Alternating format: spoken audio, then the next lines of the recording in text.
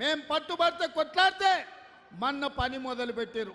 10 ఏళ్ల తర్వాత పని మొదలు పెట్టిన మీరు ఈ ప్రాంతంలో ఓట్లు అడిగే హక్కు ఉందా అని నేను బీజేపీ వాళ్ళని అడుగుతున్నా. ఇదే కాదు, ఐటీఐఆర్ కారిడార్ కావచ్చు, మెట్రో రైలు కావచ్చు, మూసీ నది అభివృద్ధి కావచ్చు, పాలమూరు రంగారెడ్డి ఎత్తిపోతలు కావచ్చు, ఏ ప్రాజెక్ట్ అయినా కేంద్ర ప్రభుత్వం నిర్లక్ష్యం వల్ల ఇవాళ తెలంగాణకు తీరని అన్యాయం జరిగింది. ఇదే కాదు మిత్రులారా, నేను పార్లమెంట్లో ప్రత్యక్ష సాక్షిని.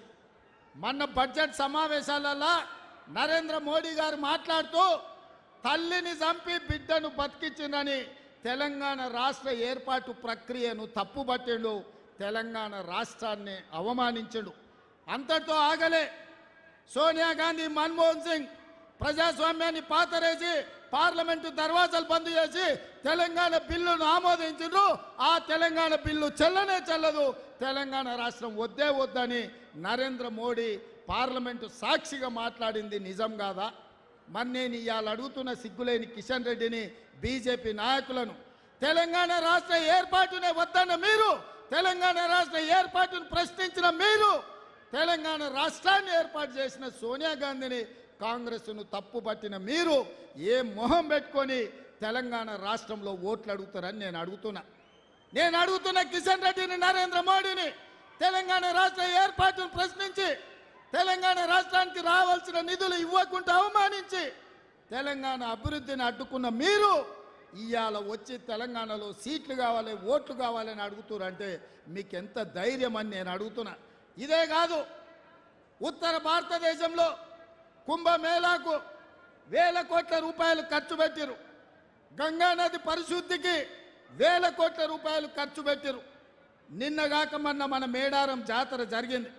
ఇప్పుడే మా అక్కని సీతక్కని అడిగిన, అక్క మేడారం జాతరకు కేంద్ర ప్రభుత్వం ఏమిచ్చిందంటే ముష్టి 3 కోట్లు ఇచ్చిండ్రు, మనం అవి వాడుకోలేదు, 150 కోట్లు మన రాష్ట్ర ప్రభుత్వం ఇచ్చిన ఖర్చు పెట్టి మేము అభివృద్ధి చేసామని అక్క చెప్పింది.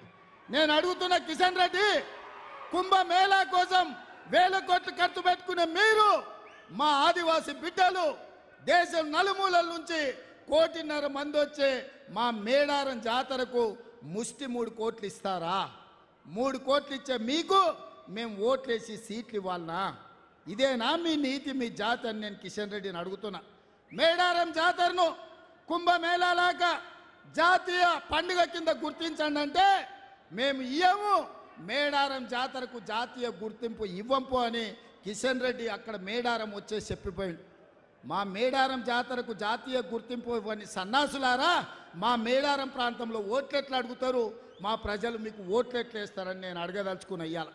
అందుకే మిత్రులారా, ఇవాళ మోడీ కేడీ ఒక్కటైనరు, ప్రత్యక్షంగా కొట్లాడితే వాళ్ళకి సీట్లు రావని ఒకరికి ఒకడు సహకరించుకొని ఇవాళ బిడ్డ బెయిల్ కోసం మోడీతోని చీకటి ఒప్పందం చేసుకొని ఈరోజు రాష్ట్రంలో 5 సీట్లు మహబూబ్ నగర్, చేవెళ్ళ, మల్కాజ్గిరి, భువనగిరి, జైరాబాద్ సీట్లల్లో బీఆర్ఎస్ వాళ్ళు బీజేపీకి పని చేసేటట్టు చీకటి ఒప్పందం చేసుకున్నాడు. చంద్రశేఖరరావు బిడ్డ బెయిల్ కోసం తెలంగాణ ప్రజల్ని మోడీ కాళ్ళ దగ్గర తాకట్టు పెట్టాడు. అందుకే ఇవాళ తెలంగాణ యువకులను నేను ఆలోచన చేయమంటున్నా, తెలంగాణ ప్రజల్ని ఆలోచన చేసి తీర్పు ఇవ్వమంటున్నా. ఇవాళ తెలంగాణ ఆడబిడ్డలకు హక్కు లేవు, తెలంగాణ ఆడబిడ్డల్ని అవమానించిన చరిత్ర. ఉమ్మడి రాష్ట్రాలలో తెలుగు మాట్లాడే వాళ్ళు 42 మంది ఎంపీలు ఉంటే నరేంద్ర మోడీ 1 మంత్రి పదవి ఇచ్చాడు. గా బోడి గుజరాత్లో 26 మంది ఎంపీలు ఉంటే 7 పార్లమెంట్లు ఇచ్చాడు, 7 మంత్రులు ఇచ్చాడు. ఉత్తరప్రదేశ్లో 60 మంది ఉంటే 12 మంది ఇచ్చాడు.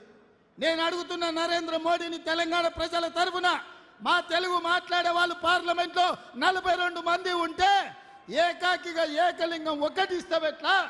నీ ఉత్తరప్రదేశ్కు 12 ఇస్తావు, నీ గుజరాత్కు 7 ఇస్తావు. మీ అయ్యా జాగిరా ఈ దేశం అంటే అని నేను బీజేపీ వాళ్ళని నేను అడుగుతున్నా.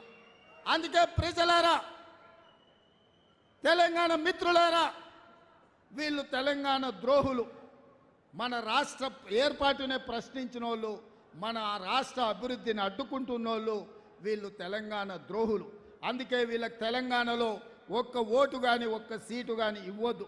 ఇవాళ కాంగ్రెస్ పార్టీ మీకు తెలుసు 60 ఏళ్ల పోరాటం, వందలాది మంది ప్రాణ త్యాగాలు, ఆత్మ బలిదానాలు జరుగుతుంటే చూసి తల్లడిల్లి ఒక పక్కన బలరాం నాయక్, సురేష్ శెట్కర్, పొన్నం ప్రభాకర్, మధు యాస్కి ఇలాంటి ఎంపీలందరూ కలిసి సోనియా గాంధీ గారి దగ్గరికి వెళ్ళి కాళ్ళకు దండం పెట్టి, అమ్మా మా పిల్లలు చచ్చిపోతుండ్రు, మేం గ్రామాలకు పోలేము, మా కడుపు కోత మీరు అర్థం చేసుకోండి అంటే ఒక కన్న తల్లిగా కుటుంబ సభ్యులను కోల్పోతే దుఃఖం తెలిసిన దేవతగా తల్లిగా ఇవాళ తెలంగాణ రాష్ట్రాన్ని సోనియా గాంధీ గారు ఇచ్చిండ్రు. తెలంగాణ రాష్ట్రం ఇచ్చినాక ఆంధ్రప్రదేశ్లో పార్టీ మనుగడ కోల్పోయింది. తెలంగాణలో దాదాపుగా పరిస్థితి అక్కడికే వచ్చుండే, కేంద్రంలో అధికారం కోల్పోయింది. కానీ సోనియా గాంధీ ఏనాడు కూడా అధికారం కోసం తెలంగాణ కాదు, ప్రజల హక్కుల కోసం, పేదల ప్రాణాల కోసం, ఆత్మ బలిదానాలు చేసుకుంటున్న యువకుల ప్రాణాల సాక్షిగా ఈ తెలంగాణ రాష్ట్రం ఇచ్చింది సోనియమ్మ.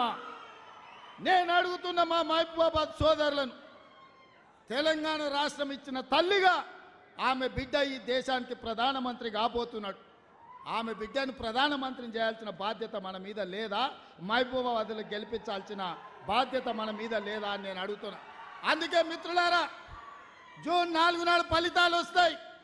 జూన్ 9 నాడు ఎర్రకోట మీద 3 రంగుల జెండా ఎగరేసి రాహుల్ గాంధీ దేశానికి ప్రధానమంత్రి కాబోతున్నాడు.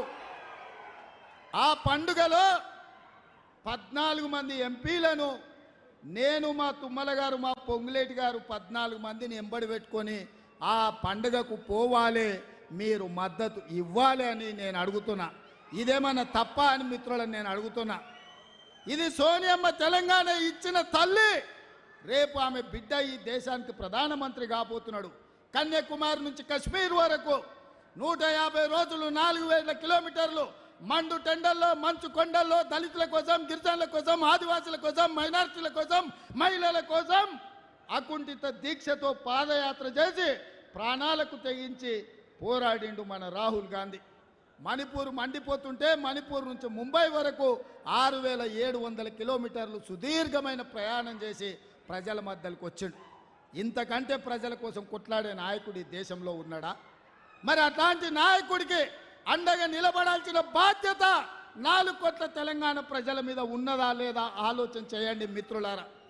ఇవాళ వాళ్ళు అంటారు కాంగ్రెస్ ప్రభుత్వం గ్యారెంటీ